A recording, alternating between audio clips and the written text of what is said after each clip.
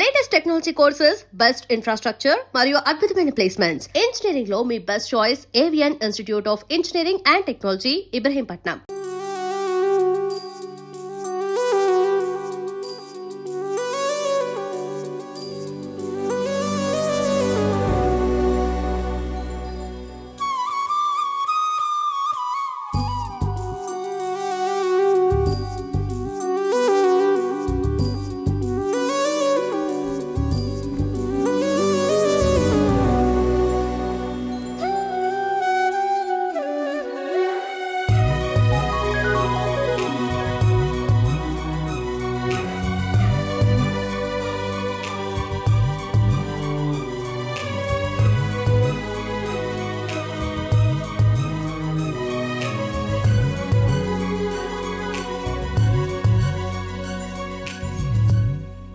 రతి, weekly పుస్తకాలు తీసుకొచ్చాను. అక్కడ పెట్టేళ్ళు. మరి నేను బయలుదేరినా? సరే.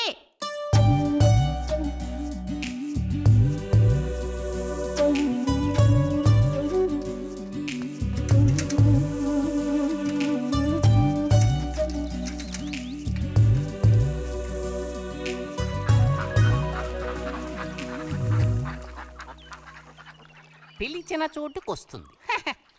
చెప్పినట్టల్లా చేస్తుంది. ఎవరు? ఎవరైనా సరే. మహారాజులు సైతం ఆ కాలంలో మహారాణులను వశపరచుకోవడానికి ఈ విద్య ప్రయోగించారు. ఏం విద్య? వశీకరణం. వశీకరణమా? భస్మం. ఏ భస్మం? మంత్రభస్మం. వశం చేసుకోవాలని ప్రయత్నించే అమ్మాయిని ఆ భస్మం నుదుట పెట్టుకుని ఒక్క చూపు చూస్తే చాలు. ఆ అమ్మాయి కూడా అదే విధంగా నిన్ను చూసిందనుకో, కాయ పడ్డైనట్టే. కాకపోతే దానికి ఒక పద్ధతి ఉంది. శుభ్రంగా స్నానం చేసి ఆ భస్మాన్ని నుదుట పెట్టుకోవాలి. తను నిన్ను చూసేంత వరకు నోరు తెరిచి ఒక్క మాట కూడా మాట్లాడకూడదు. రాత్రి వెళ్ళి పిలిస్తే నిద్రపోతున్న మంచం మించి కూడా లేచి వచ్చి తోక ఆడించుకుంటూ నించుంటుంది. ఇది ఎక్కడ దొరుకుతుందంటావు? ఏది? నువ్వు చెప్పిన భస్మం సృష్టించాలి. ఎలా? కాస్త ఖర్చు అవుతుంది. మరి ముందు ఏం చేయాలో చెప్పు. జత కలిసిన ఓసరవెల్లి ఉందే, ఓసరవెల్లి, దాని మీద పేడ విసిరి పట్టుకోవాలి. అది కూడా కడుపుతో ఉన్న ఆవు పేడ విసిరి. అప్పుడు అది కాస్త ఊపిరాగి చస్తుంది. ఆ చచ్చిన దాన్ని తీసుకొచ్చి కొబ్బరి చెట్టు చిటారు కొమ్మను ఎండబెట్టి పొడి చేయాలి. తర్వాత దానికో మంత్రం ఉంది, ఆం ఫట్. కొబ్బరి చెట్టు చిటార్ను కట్టి ఎండబెట్టాలా? గంగరాజు కాసేదైనా జరిగే పని చెప్పు. కొంచెం కష్టమైన పనే. కాకపోతే నువ్వు చేయవలసిందల్లా ఒకటే, 2 ఊసర విల్లుల్ని పట్టివు చాలు. పట్టిచ్చావనుకో, మిగతా నేను చూసుకుంటాను. మనోధైర్యం కోల్పోకు. మా గురువు గారి దగ్గర దీనికి ఏం కొదవలేదు. ఈ భస్మాన్ని మనం అడిగితే ఆయన ఇస్తారు. కొంచెం తీర్థప్రసాదాలకు ఖర్చు అవుతుంది. ఎంత ఖర్చు అవుతుంది? ఇప్పటికో 5 రూపాయలు ఇచ్చావంటే పని అవుతుంది. నెత్తిన పోసుకోవచ్చు. ఏంటి 5 రూపాయలు చాలా? అదేం పెద్ద ప్రాబ్లం కాదు. బాలక, ఆత్మధైర్యంతో ముందుకు సాగావనుకో, అవ్వందంటూ లేనే లేదు.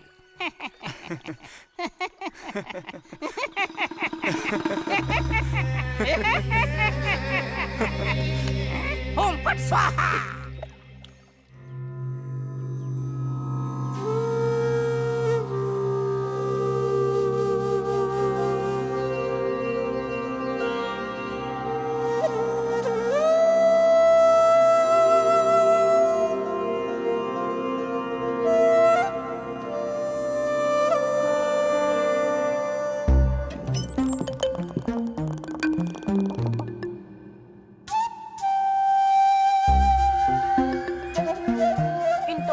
లేచి స్నానం చేసావు, ఎక్కడికి వెళ్ళాలేంటి? ఏంటి స్పెషల్ గా విభూతి పెట్టావు? ఏంటి విశేషం? నువ్వు పోరా.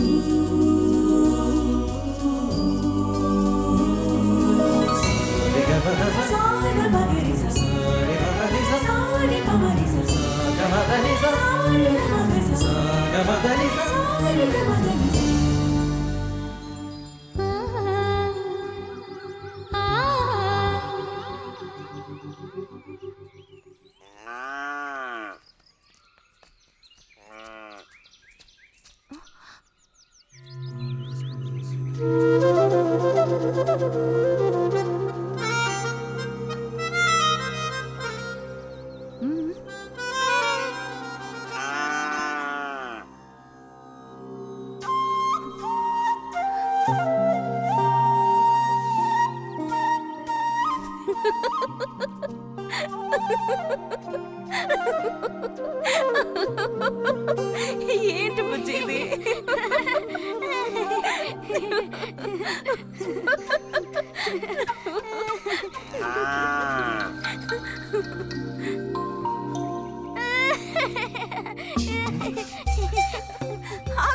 ఆగమంటుంటే ఆగు. రేయ్ నిన్నెవరు ఇక్కడికి రమ్మంది? నిన్ను నీకు ఇప్పుడే అమ్మాయి కావాల్సి వచ్చిందా? చెప్పు.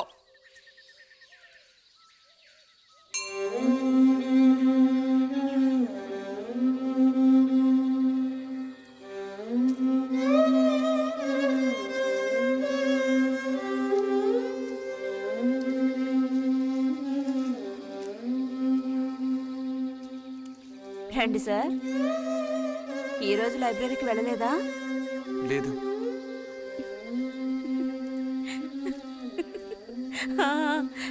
ఆ రోజేంటి పెద్ద విభూతి పెట్టుకుని తపస్సు చేస్తూ కూర్చున్నావు?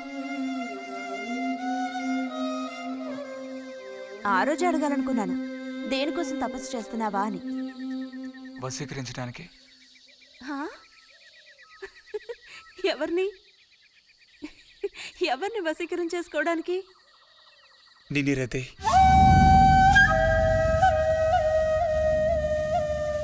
బుజ్జి ఏమిటి అనేది? అవును, నిన్నే. ఏంటి బుజ్జి ఇది? ఎంత చనువు ఉంటే మాత్రం ఇలా మితిమీరి ప్రవర్తిస్తావా? ఇంకాపు ఇలాంటి పిచ్చి పిచ్చి ఆటలు నాతో ఆడుకో చెప్తున్నాను. ఛే!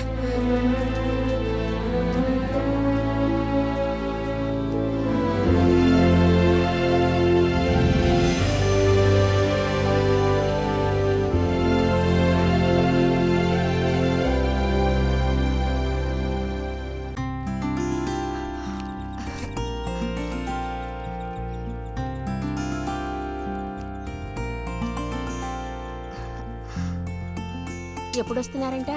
వచ్చే వారం వస్తున్నారట. ఉత్తరం చదువుతుంటే అమ్మాయి మొహంలో సంతోషం చూసినప్పుడే నాకు అర్థమైపోయింది. సరే గాని కృష్ణారావు ఎప్పుడు వస్తున్నట్టు రాశాడేమిటి? తారీఖేం రాయలేదు. ఇక్కడ వదినకి స్కూల్లో లీవ్లు ఇచ్చిన తర్వాత అక్కడ అన్ని ఊళ్ళో ఒక్కడు ఉండగలడా ఏంటి? ఓ మిలిటరీ వాడిని చేసుకుంటే ఆ బాధ ఏమిటో అప్పుడు నీకు తెలుస్తుంది. ఇగో నన్ను అడిగితే మాత్రం మిలిటరీ వాళ్ళు పెళ్లి చేసుకోకూడదు. పాపం వాళ్ళు కాపరం చేసేది 2 నెలలే, మిగతా 10 నెలలు ఆ తీపి జ్ఞాపకాలతో గడపాల్సిందే. అందుకే పాప ఆయన పెళ్లి చేసుకోకుండానే ఉండిపోయినట్టున్నారు. బాగా చెప్పావు. నీకో సంగతి తెలుసా? పూర్వం నేను బర్మాలో ఉండేటప్పుడు నా వయసు ఎంత ఉంటుందనుకున్నావు? 26, 27 లోపలే ఉంటాయి. అప్పుడు సాయంకాలాలు ఒక చక్కటి ప్యాంటు టీషర్టు వేసుకుని ఈవినింగ్ వాక్కి వెళ్ళేవాడిని. అప్పుడు చూడండి నాకు గ్లామరు. నీలా ఉండేవాడిని కాదు, బక్క వేధవాణి. ఎంతమంది పెళ్లి చేసుకుంటామని వెంటపడేవారో తెలుసా? ఎక్కడా? బర్మాలో. పాప అక్కడ రాజకుమారి కూడా వచ్చి లైన్ లో నుంచినట్టు. ఏంటి? ఇక చాలే నీ గోలాపమావయ్య, అబద్ధాల పుట్ట. ఎవరో నీ కోసం వెతుకుంటూ వచ్చారు, వెళ్ళి చూడు. ముక్క ముందు చెప్పాలి కదా. నువ్వు చెప్పకపోతే నాకు ఎలా తెలుస్తుంది? పబ్లిషర్స్ వచ్చారో ఏమిటో, పోయిన వారమే రాసి పంపేస్తానన్నాను. ఆలస్యం అయిపోయింది కర్మ. ఈసారికి నేను క్షమించి వదిలేస్తున్నా.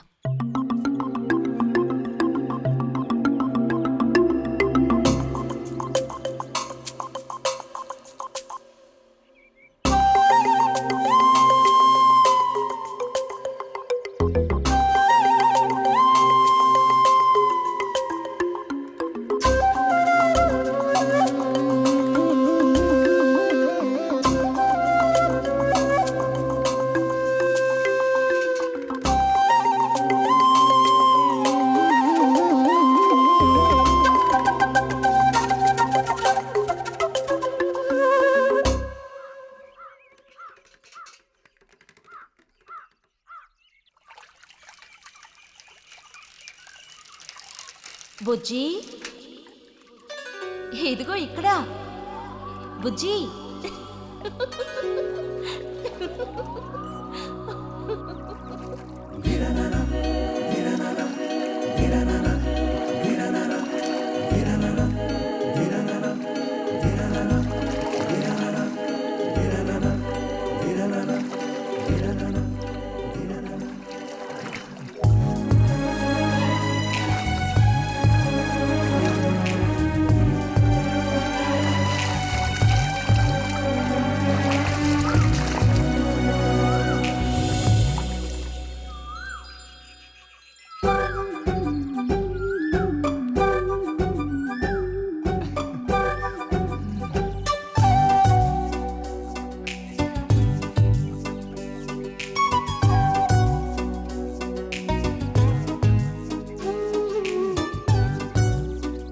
తాతయ్య నారాయణత ఉందా?